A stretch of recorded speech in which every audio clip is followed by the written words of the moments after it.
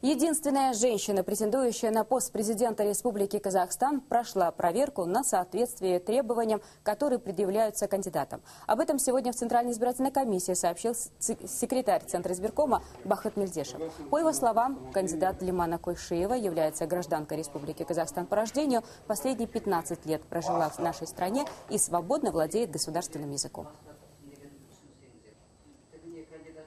Данная кандидатура полностью соответствует требованиям Конституции, и нам необходимо принять по ней решение о соответствии ее требованиям Конституции, закона выборов, и выдать Койшиеву Лимане подписные листы для сбора подписей в поддержку кандидата в президенты.